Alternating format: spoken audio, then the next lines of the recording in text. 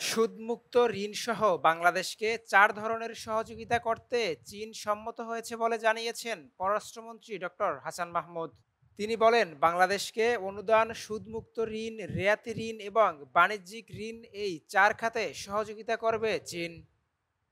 Chinese president তিনি বলেছেন বাংলাদেশকে গ্রান্ট এবং interest free loan, concessional loan এবং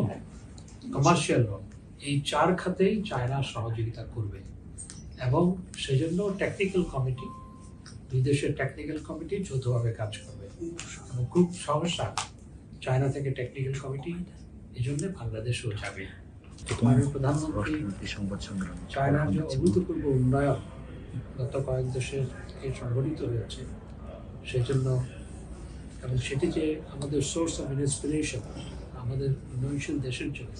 সমস্ত উন্নয়নশীল বিশ্বের জন্য চায়নার যে অভূতপূর্ব উন্নয়ন গত কয়েক দশকে সেটি মাননীয় প্রধানমন্ত্রী উল্লেখ করেছেন এবং একই সাথে আমাদের উন্নয়ন অভিযাত্রা, আমাদের ইনফ্রাস্ট্রাকচার বিল্ড আপের ক্ষেত্রে, আমাদের আইকনিক বিভিন্ন স্থাপনা নির্মাণ করার ক্ষেত্রে, বিশেষ করে পদ্মা সেতু এবং বঙ্গবন্ধু টানেল সহ বিভিন্ন আইকনিক স্থাপনা নির্মাণ করার ক্ষেত্রে চায়নার যে ভূমিকা, সেজন্য চাইনিজ প্রেসিডেন্টকে ধন্যবাদ জানিয়েছেন। এবং চাইনিজ প্রেসিডেন্ট তার বক্তব্য যেটি বলেছেন, তারা বাংলাদেশকে বাংলাদেশের উন্নয়ন অভিযাত্রায়, উন্নয়ন অগ্রগতিতে অব্যাহতভাবে সহযোগিতা করে যাবে এবং তিনি বলেছেন আগামী বছর আমাদের ডিপ্লোম্যাটিক